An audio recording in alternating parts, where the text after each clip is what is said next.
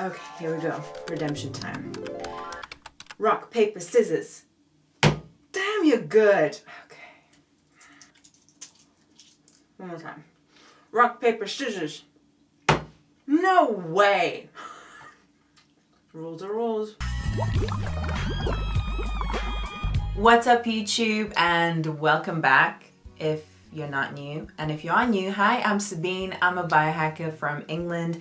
And in this week's episode, I wanted to share my favorite hacks on how to heal your gut in 7 days. Now, I feel like this is sort of the topic that everyone's really into. It's like the new buzzword. Microbiome, biohacking, digestive health. And I get it. And I feel like people are searching on how to detox or how to reset your system. And you know what?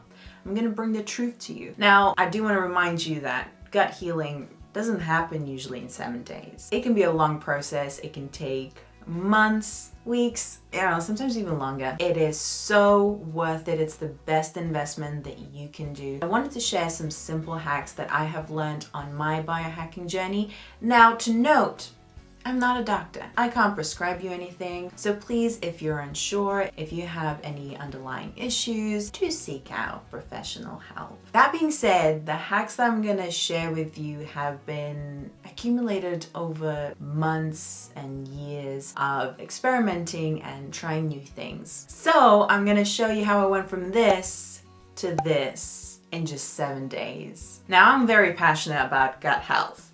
Like, so passionate. Probably annoyingly passionate. So before we get into this video, I wanted to share how I actually ended up on my gut healing journey. I've always been into health and fitness. Honestly, if I tell you I will meet you at the bar, I mean the barbell at the gym. Like, that sums me up. Now, just because I've been in this industry for a while doesn't mean that I had a really healthy relationship with food. Back in the day, I had a full-on bodybuilder's diet with a weekly cheat meal. It's exactly what you would expect a bodybuilder to have. It was boring, it was dry as hell, it was high protein. The meals were so frequent, it was high volume. My digestive system got abused. But that wasn't the reason why I got into gut health. The reason is I have a skin condition called psoriasis. Now, it's an autoimmune condition.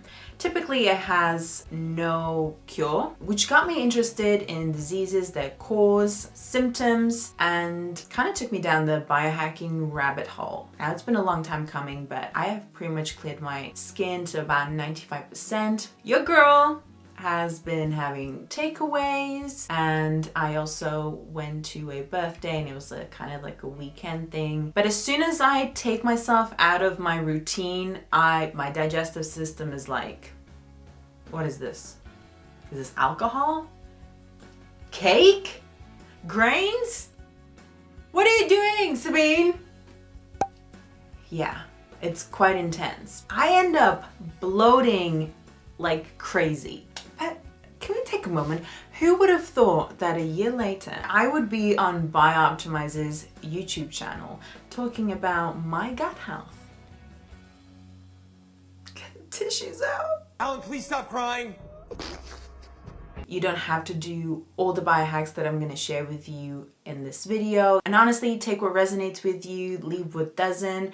Anyway, without further ado, let's get into the video. Bone broth and gelatin.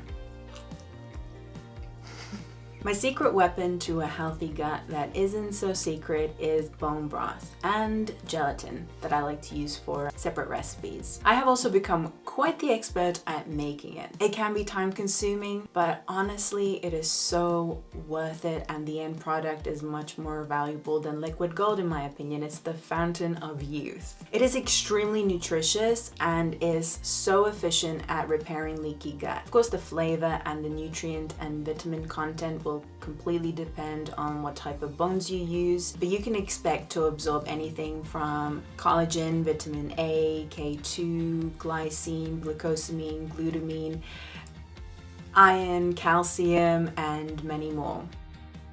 Not only they're amazing for your gut, they're great to repair and maintain healthy skin, joints, and bones. They can assist in wound healing, balance blood sugar, and even promote better sleep. Now, this should become your favorite superfood unless you have any histamine issues. If you're not a big fan of drinking bone broth, which I'm sure a lot of people aren't, I used to be very picky, but now I love it. But you can add it into your favorite recipes, sauces, soups. If made properly, your bone broth will be solid. Now that means that it's full of that gelatinous goodness. And in my opinion, 1 cup a day should keep the doctor away. At least it has for me. Another thing that I occasionally like to do is to have my vitamin C supplement with any high collagen meal. Not only because it's a powerful antioxidant that can protect you from damaging free radicals, but vitamin C is also essential in collagen production.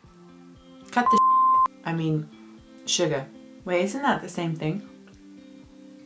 There's a couple of things that you need to consider when you're in your gut healing journey. Unfortunately, when it comes to diet, there isn't one size fits all, and your diet should be customized. But there are a couple of things that I want to make you aware of. In these 7 days, my goal was to reduce inflammation. First rule is to eliminate sugar. I can't actually remember the last time I looked at the granulated stuff, but these days it gets added to absolutely everything, so please read the labels. Sugar affects our brain the same way an addictive drug would. Put that cookie down! It completely sabotages our health. Now, if we look at it this way, there's essential amino acids that protein provides, there's essential fatty acids that come from fat, and yet there is nothing essential about glucose and consuming carbohydrates. Yes, it's a very reliable energy source, but it isn't the only way for our body to produce energy. Now, I'm not telling you to go keto or carnivore. I just want you to start paying attention on how you're plating up your food. Always prioritize high quality protein and fats before you cover your plate in carbohydrates. I eat carbs, but my focus is to always stay metabolically flexible and avoid any sort of glucose spikes. What really works for me and what I've done this week is completely eliminate grains and break up with gluten.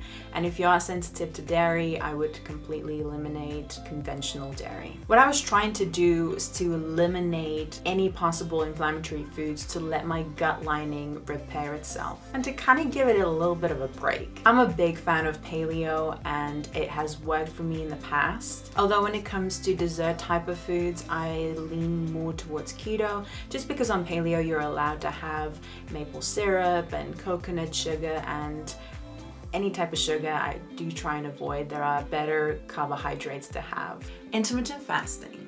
Now, if you get overwhelmed by not knowing what to eat, intermittent fasting could be for you. It is literally a practice where you don't have to worry about food in order to achieve it. Obviously, there are a lot more benefits to intermittent fasting than just the convenience of it. But as with the diet, one size does not fit all, even with fasting. Also, if you're pregnant, you're breastfeeding, you have a history of eating disorder, or you have diabetes, or you're underweight, fasting isn't usually recommended at all. However, there are many ways to do it, and one of the most popular ones is 16-8 fast, which accounts for 16-hour fasting window, and then you have the 8 hours to eat. Now, for me as a female, I will fast anywhere from 12 to 18 hours daily. I like to eat early in the day when my digestion is the most active, and then wrap it up around 5 or 6 p.m. for dinner. And I tend to do an extended fast once a month that would be around 24 plus hours. The longer fasts are especially good for autophagy,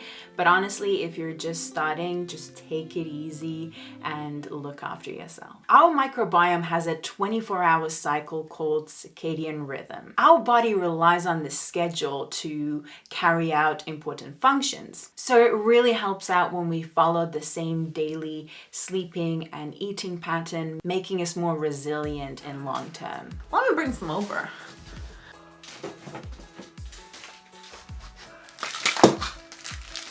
Supplements.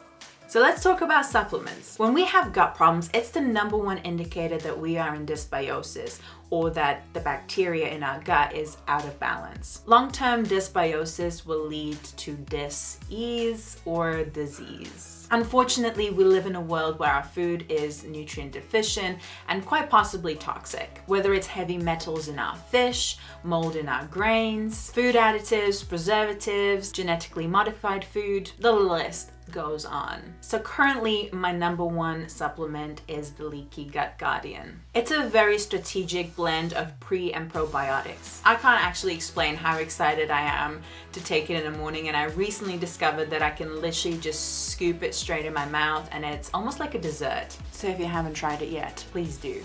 And let me know in the comments what you think. So when you're looking at buying probiotics, don't get fooled by marketing. More bacteria isn't necessarily better. What you need to remember is that probiotics starve with no food. So if you don't eat that particular food to feed those strains, they quite simply die. Without the prebiotic fiber, your gut won't flourish, heal, or evolve. So I love that you get the best of both worlds with Leaky Gut Guardian, and you get the probiotics and you get their food. It's like a win-win situation. And then we have Masszymes. Now, I've spoken about this product before. It's a full spectrum enzyme that has 5 different types of protease in that work at different pH levels. If you're serious about gut health and breaking down your food to assimilate all those nutrients, vitamins, and amino acids, do give this a try. It is absolutely life-changing.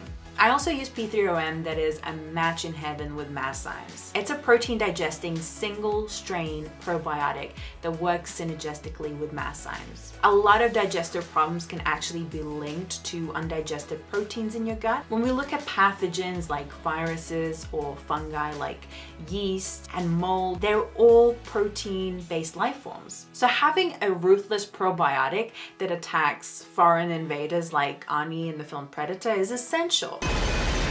Ooh, Arnie is coming through. It's basically him in the bottle. Stress management.